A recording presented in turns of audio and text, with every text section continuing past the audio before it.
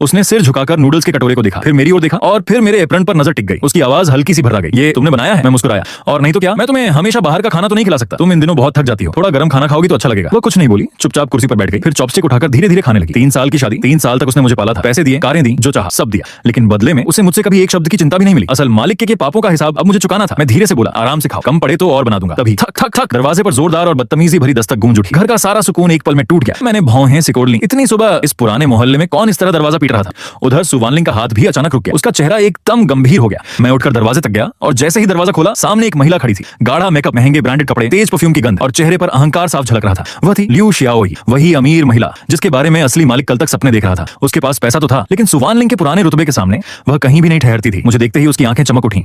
उसने सिर से पैर तक मुझे देखा, फिर मुस्कुराकर बोली, चैनियो, सुना है सुवानलिंग दिवालिया हो गई है, इसलिए मैं तुम्हें लेने आई हूँ। वह थोड़ा और करीब आ गई। उसकी उंगलियां हल्के से मेरे हाथ को छू गई। उस बर्बाद औरत के साथ रहकर तुम्हें क्या मिलेगा? मेरे साथ चलो, मैं तुम्हें पालूंगी, गाड़ियां, ब्रांडेड कपड़े, जो चाहोगे सब दूंगी, पहले से भी ज्यादा शान से रहोगे। उसकी बातों में कोई शर्म नहीं थी। वह खुलेआम अपना मकसद बता रही थी। मैंने पीछे नजर डाली। सुवानलिंग अब भी मेज पर बैठी थी, लेकिन उसकी उंगलियां चॉपस्टिक पर कस चुकी थीं, इतनी जोर से कि उंगलियों के जोड़ सफेद पड़ गए थे। उसका चेहरा भी धीरे धीरे ठंडा होता जा रहा था। उसे देखकर मेरे भीतर गुस्सा उबल पड़ा। उस औरत की शक्ल ही मुझे चिढ़ा रही थी, और सबसे ज्यादा तकलीफ इस बात की थी कि सुवानलिंग सब कुछ सुन रही थी। वह कुछ नहीं बोली, लेकिन उसके सफेद पड़ते हाथ उसकी चोट साफ दिखा रहे थे। वह अंदर से बेहद स्वाभिमानी औरत थी। उसे यह सब क्यों सहना पड़े? उसके दिवालिया होते ही अगर मैं भी उसे छोड़ दूं तो यह उसके दिल पर एक और वार होता। मेरे भीतर का गुस्सा फट पड़ा। मुझे कोई कुछ भी कहे, मुझे फर्क नहीं पड़ता, लेकिन कोई भी उसके साथ ऐसा व्यवहार नहीं कर सकता। मैं एक कदम आगे बढ़ा और ठंडी आवाज में बोला, तुम गलत दरवाजे पर आई हो, मैं तुम्हारे साथ नहीं जाऊंगा और मुझे किसी की रखैल जिंदगी नहीं चाहिए। सुवानलिंग मेरी पत्नी है, मैं कहीं नहीं जाने वाला। लियू शियाओई के चेहरे की मुस्कान जम गई। उसे उम्मीद नहीं थी कि मैं मना कर दूंगा। वह तिरस्कार से हंसी, फिर टूटी फूटी किराए की इस जगह को देखकर बोली, क्या बात कर रहे हो चेनियो, ज्यादा नाटक मत करो। सुवानलिंग अब एक कंगाल औरत है, उसके साथ रहकर क्या मिलेगा? क्या सच में पूरी जिंदगी गरीबी झेलना चाहते हो? बस एक बार हाँ कह दो, मैं गारंटी देती हूँ कि निकल जाओ। मैंने उसकी बात बीच में ही काट दी। मेरी आवाज ही ऊंची नहीं थी, लेकिन उसमें ऐसा दबाव था कि उसका चेहरा बदल गया। मैंने उसकी आंखों में देखते हुए कहा, मेरी जिंदगी में दखल देने का तुम्हें कोई हक नहीं है, और अगर दोबारा हमें परेशान करने आई तो अच्छा नहीं होगा। ये कहकर मैंने उसके सामने ही जोर से दरवाजा बंद कर दिया। धड़ाम।